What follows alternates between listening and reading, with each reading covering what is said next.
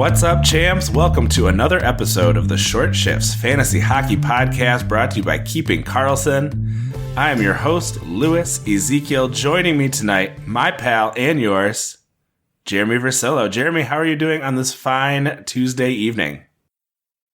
I'm doing great. I kind of feel like a starting goalie who's getting in the groove. I mean, this is my third or fourth consecutive Short Shift show, and now I kind of know what's going on, and I'm ready to talk hockey. Right on. Sounds great. I feel like a real athlete today. I was telling folks before we got started on the Twitch stream, I am icing an injury in a tender area as we are recording today. So hopefully my voice doesn't get too pitchy as we discuss some of this stuff. Folks, if you are new here, every show could be someone's first show. Short Shifts is that twice weekly check-in between the giant Sunday evening mega shows, now split into two more digestible episodes. Just to keep you up to date with the fantasy news, takes, and analysis all throughout the fantasy season. I always feel like coming on a Tuesday after they do that mega show on Sunday, there's never going to be enough to talk about. But guess what? It is a great day because we have a ton of exciting outries to start discussing, which I think is really good. We'll cover some waiver stuff, some goalie items, and we've got some hot and cold streaks for you. So I think it'll be a lot of fun. You ready to go ahead and get underway here, Jeremy? Yeah, let's do it. All right. Well, let's hit the biggest news first, I think. And I know this was already discussed, as part of the mega show, but we got the official news today, actually on a couple of these folks, and that is Evander Kane officially returns Tuesday night, 5 weeks after suffering that gruesome skate cut to his arm. This is going to be an interesting setup. I know a lot of folks are very anxious to get him back in their lineups. We actually I think we mentioned this on the Thursday show too, just as we were sort of preparing ourselves for his potential return. It may want to temper those expectations a little bit. Because it does appear that based on yesterday's practice lines and what we're seeing here on Tuesday, that Kane is at least going to start on the third line. We got some really good info from Jordan and Mason, awesome patrons, tons of great insight into the Edmonton situation that kind of helped us sort of figure out our take here. And both of them are sort of, sounds like they're more or less in agreement about the idea that Kane is not 100. He says he's not 100%, and he said he may not be 100% for the remainder of the season. So that is worth noting. That, it might not be where he wants to be. I know that scar tissue can kind of feel tight and be, you may not have that full range of motion maybe that you want when you are slapping the puck at the net.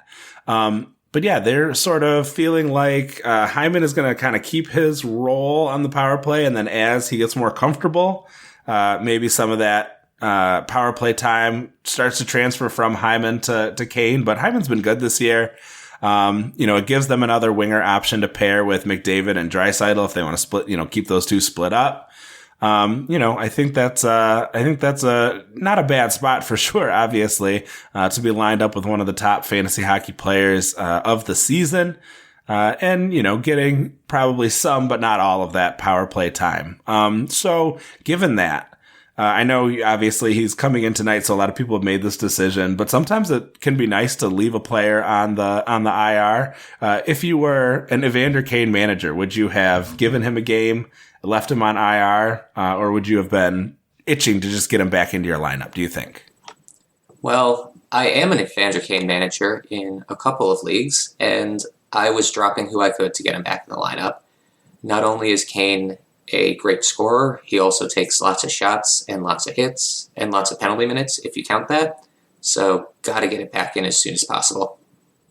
Makes sense, right? Yeah, that floor is strong with the peripherals that he brings to bear, if your league counts them, and categories leagues, obviously, very valuable there as well. So yeah, I definitely understand, hopefully we see that the minutes start to increase. They might not be huge tonight, but you never know. Sometimes those players are just raring to get back and kind of put on a show that first time. So great to have Kane back earlier, certainly, than a lot of us expected. And even if he, maybe is not, if he's operating between 80 and 90% for the remainder of the season, and 80 to 90% of Evander Kane is probably better better than whatever streamer you had replacing him when he went out. So, I think it makes sense to get him in there. All right, on to some goalie news, Jeremy. The Chicago Blackhawks announced today that Alex Stalock is back in concussion protocol.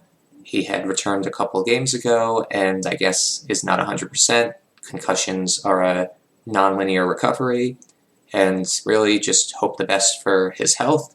And that means you'll be seeing a lot more of Petr Mrazek and Arvid Soderblom. Yeah, so this is, a bit of a drag because we had some really nice outings from Alex Stalock. He shut out Arizona. He made 41 saves on 44 shots to get a win over Calgary. Not as good in that game against Seattle, but obviously there may be some legitimate reasons for why that's the case. But yeah, he had put together some decent fantasy performances. So yeah, definitely, like you said, sad to see him go out. Hope to see him back. I mean, 270 goals against average and a 918 save percentage on a team like Chicago this year. That's quite an achievement. So, he's been above average, despite a pretty nasty situation in terms of the team out in front of him. So yeah, I would not be jumping to add Petr Mrazek. I don't have a lot of confidence in him, generally. And, obviously playing on kind of a bottom dweller type team. I don't think that's, I think you're better off streaming, matchups than you are, trying to jump on Chicago's starting goalie if that starting goalie is going to be a Petr Mrazek type. Totally agreed. And if you want to get extra cynical, you could argue that Stalock's strong performance was going against what the Chicago Blackhawks are trying to achieve this year. So they're just being extra careful with that injury. Oh, that's a good point. And I am quite the cynic. So yeah, maybe he's interfering with the tank. We sort of have seen this, at times in the past. I want to say Arizona is guilty of this player is too successful. Let's make sure we demote them and don't give them as many opportunities. We don't want to mess with our opportunity at that draft pick. All right, moving on. We've got some other, items in Colorado. When Val Nichushkin made his return to the lineup, there had been some speculation that this would be bad for Evan Rodriguez. I was listening to it with some hope in my heart since I'm up against Rodriguez Erod in the cupful this week. But Erod is holding on to that line one, power play one spot. He got 2 assists in the game against Detroit out of those 6 goals. Nichushkin, no slouch himself, played 18 minutes, got an assist and 4 shots. And all of that contributed to another victory for Pavel Francouz. Colorado had lost 6 of the last 7 games. All of them started by Georgiev, before Francouz rejoined the lineup. And they had allowed 5 goals or more in 4 of those games. Now they've won 2 of the last 3, including a 29 save shutout for Francouz over Ottawa. What it started to look like a break for Georgiev, is starting to look like it's tipped, Francouz into like a 1A for the time being. 3 starts in a row. I would be probably, goalies, you never know what coaches are planning with them, but, Colorado needs wins. They are not just crushing the rest of the league the way that they have at times. If I'm Bednar, I would put Francouz out for the next game. How are you feeling? Obviously things can change, in an instant, but, is Francouz a pause the pod type guy to go out and grab if he's available in your league? I think so. If he's available and you can fit him in your goalie spots in the next, say, week and a half, I'd do it because, like you said, Colorado needs wins. They're sitting outside of the playoff picture right now and have some pretty key guys injured still. So grab him, ride him while he's hot, and then drop him once it looks like it's going back to Georgiev or a 50-50 if that isn't valuable in your league. Yeah, I wouldn't be surprised to see AG make a return at some point. They said they wanted to give him a shot to be the starter. But yeah, Francouz above average too. Numbers right around where Stalock's are, obviously playing for a significantly better team. So he's going to get the run support, to get him those wins. But yeah, overall, I think it looks pretty nice for him at the moment. He's 37% rostered on YouTube, but that's changing fast. He went up 8% just over the last day here. So that might be a guy I would run and jump on.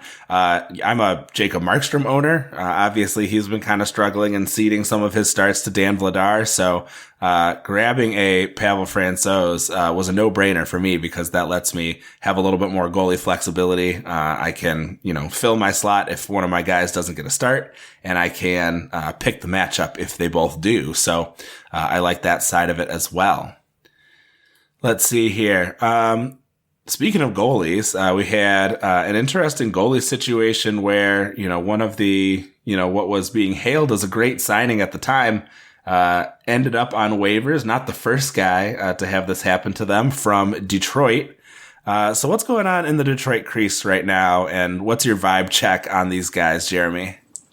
Well, so Alex Nedeljkovic got waived, which we've seen a good number of goalies on waivers this year, and nobody's claimed them, as nobody claimed Nedeljkovic.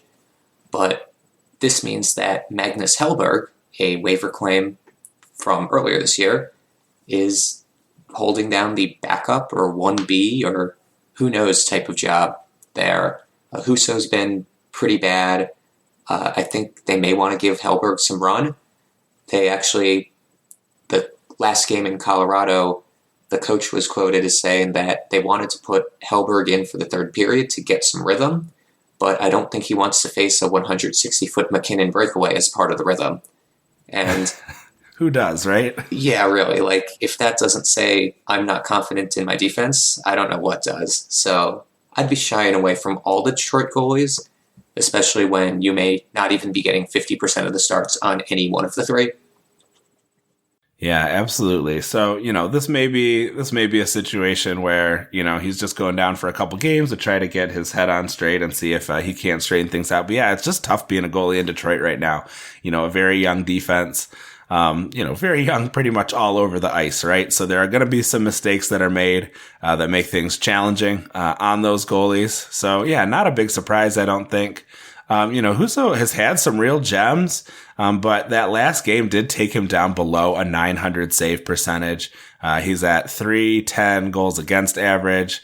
Just, kind of a tough look for him. And, that's not to say he hasn't had some nice outings. He beat Toronto 4-1, just a week ago, so it's not as if, he's incapable, but I just think it's a tough spot to be in right now, playing defense for that team. And maybe Husso can still be the guy that they sort of hope that he could be when they brought him in to challenge Nedeljkovic. But yeah, that's a tough spot to play right now is in the crease for Detroit. One last ouchery here. Again, something that was brought up from the Mega Show, but was officially confirmed more recently, and that is that Josh Norris will make his return on Wednesday. Great news for those Norris owners. This does mean that Shane Pinto is likely going to be shifted off of that second line. I don't think that's a huge blow, probably. He had certainly shown early in the season that he was very capable of producing from the third anyhow. Power play wise, I think mostly we're just talking about an upgrade for that second power play. Last game, it was Derek Brassard, Claude Giroux, Shane Pinto, and something called a Jacob Lucchini. So I imagine that is the guy who is going to be finding himself on the outside looking in. Nice that he got a couple opportunities there.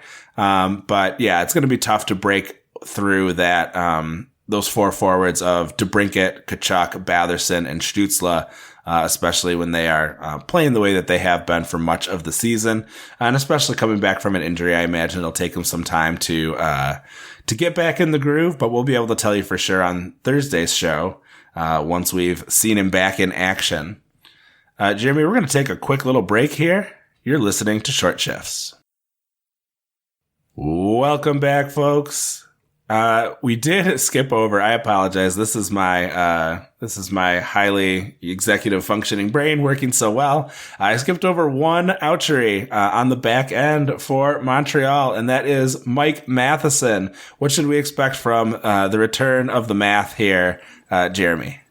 Well, assuming he doesn't get injured for a third time this season, I have pretty high expectations for Matheson. He should be getting a lion's share of the even strength and power play minutes in Montreal, and has so far been about a half point per game in the 12 or 11 games he's played so far. In his return tonight, he's played about 15 minutes with 10 left in the game. He has an assist and 4 hits. All good things if you have him on your fantasy team. Yeah, absolutely. I always kind of liked Matheson. He was valuable at times, even as a bottom 4 defenseman for Pittsburgh. And so certainly, him getting this opportunity, I think is nice. I don't think he has the kind of offensive pedigree that would make him a superstar, but, that power play is not a bad place to be. And so, yeah, I'm into it. I'm glad he's back. And, we're seeing a lot of good work out of Montreal, as they currently hold, I believe, a 4-1 lead over Winnipeg. So, that means that Sam Montembeault, is continuing his streak of relevance. We don't have him on the list here today, but he's come up for a moment here. So I'm going to grab him quickly. Yeah, Montembeault has what? So his last 4 games and almost this 5th one here. 3 goals on 40 shots, against Seattle. Didn't win that one because Montreal couldn't break through. 3 goals on 42 shots against Nashville. Won that one 4-3. 2 goals on 38 shots against the Islanders. Lost that one 2-1. 1 goal on 38 shots as they beat the Rangers 2-1, and now beating Winnipeg 4-1 with 23 saves on 24 shots. Montembeault just has been on a heck of a run, a position that, outside of Jake Allen, we really didn't think was going to be all that exciting. So that's another guy that potentially should, we know Jake Allen's return is somewhere on the horizon, but I wouldn't go away from Montembeault, unless I was, worried about maybe losing out on the type of draft pick I wanted to have if I were Montreal. So sorry for that diversion there, because I know that wasn't someone that we planned to talk about, but just got excited, had to bring him up. I thought that maybe Winnipeg would be too much of a task for him, and that we would be recording and sound dumb once the final score came out. But seems like things are going okay. Obviously, Winnipeg could potentially come back. Let's run over to Florida as we get into our hot and cold sections. We've seen some movement on this one, so maybe I'm not so bearish on this cold guy. But in Florida, we have a hot streak from Sam Reinhart, a cold streak from Anton Lundell, although he does have goals in 2 straight games. So how cold could we really consider him? But it had been really grim for quite a while up to that point. The big difference between the two is power play access, time on ice. The top line, has had 1 even strength goal in the last 4 goals against, in the last 3 games at even strength. They do not have an even strength goal here on Tuesday evening. And that power play is making all the difference, right? They're together at even strength, but on the power play, Reinhart, at least in the last 3 games before Tuesday night, Reinhart had almost 10 minutes of power play time over the last 3 games. Lundell had less than 2 during that same period. The power play is making all the difference for them right now. And it's why Lundell has kind of struggled to break through despite being elevated to that top line position. Credit where it's due, though. Lundell did have a shorthanded goal here tonight, so he's not breaking through at even strength, but, maybe it's on its way. But yeah, a little bit of hard to say someone's on a cold streak when they have 2 goals in 2 games, but he's been on a bit of a slump here. Yeah, and just based on past history and what we expect the lines and the players to look like in Florida, I'd rather Reinhart over Lundell long term too. Oh yeah, no doubt. I think Reinhart is obviously the pick. He's much more widely owned. I think we just had a little bit of excitement on Lundell, and I was trying to figure out, so why are these guys so drastically different in sort of their recent production when they're being deployed on the same line? That's my answer, is that they have vastly different power play deployment, and that's making all the difference here for the time being. All right, let's get on to, we were talking about this Detroit defenseman, and certainly some struggles out there, but some positive stuff too. Who is a guy that maybe we want to be looking out for, especially in a bangers league? Yeah. League, I'm sorry. Believe it or not, Ben Sherratt has 5 points and 20 shots in his last 10 games, in addition to all of the normal banger stats. Honestly, I think it's kind of ridiculous that I'm recommending Sherratt, especially with how bad he's been for Detroit in real life. But, if he gets you fantasy points, he gets you fantasy points.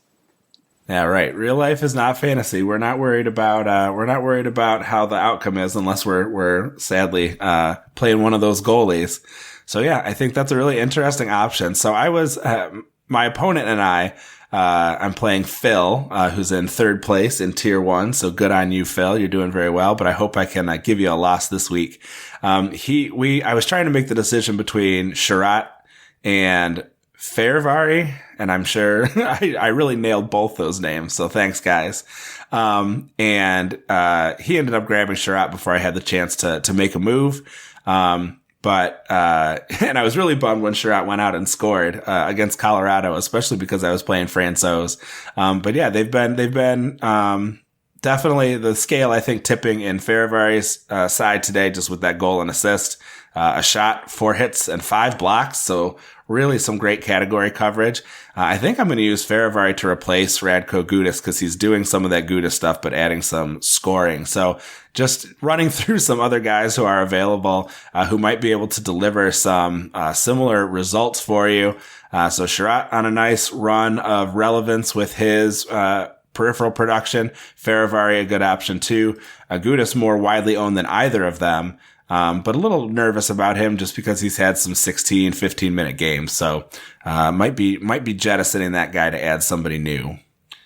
All right, and one last pair of players we want to talk about here. Another hot and cold pair on the same team. And that is Brandon Hagel, 61% owned on the hot side. And then Nicholas Paul, who has had some really nice runs of relevance, but has just been ice cold. Hagel has 6 points in the last 4 games and a much more extended streak of 20 points over the last 17 games. Obviously, really enjoying life playing on the top line in Tampa. His projections, I think, really took a step forward when Chicago traded him to Tampa. Nicholas Paul, on the other hand, just 5 points in the last 15 after having some really nice runs on that Stamkos line. Obviously, Hagel has the power play 1 opportunity, which really helps. You would think that Paul would be in a good spot with Stamkos. He's had 0 or 1 shot in 10 of the 15 games that I mentioned, over which he has 5 points. No more than 3 shots in a game across that streak. I think it makes a ton of sense, obviously, to defer to Stamkos, who is 52 shots to Paul's 19 shots over those 15 games. Makes sense, right? Feed Stamkos. But he's just not really getting in on a whole lot of the action, even deferring. So if you got Paul still, yes, I know he's playing with Stamkos, but I think you're snoozing at this point. If you've got Hagel, congrats. He's been doing great for you. And, in the 39% of leagues where he's still available, I think you got to run out and grab that guy. I spent big to grab him in the Babupful, the keeper league that Ben runs. And I've really been pleased with him ever since I did.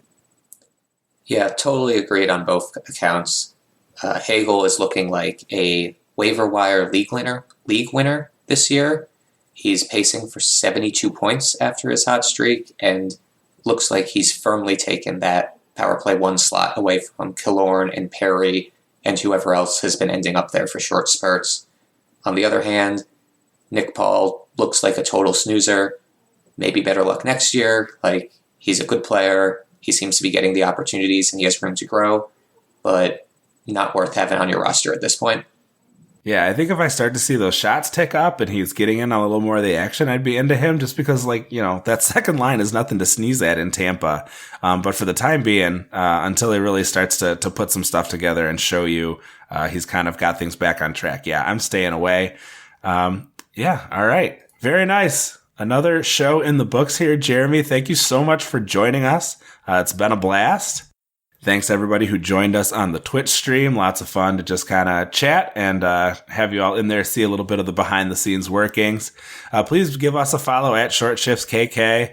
Brian and Elon at Keeping Carlson. Definitely follow at Game Day Lines, at Game Day Goalies, at Game Day News NHL. I can't tell you how much I appreciate those accounts. I used to retweet a lot of stuff that no longer needs to be retweeted on the Short Shifts account because it's all coming in on those wonderful Game Day accounts. Everything is organized nicely at GameDayTweets.com. You're not going to see any lineup projections based on the guesses of the people who run the site. It is all from the beat writers.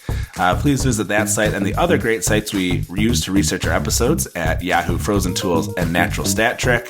Our intro and outro music was created by Pat Roach. John Reed is our digital media producer. And until we see you next time, play smart and keep your shifts short.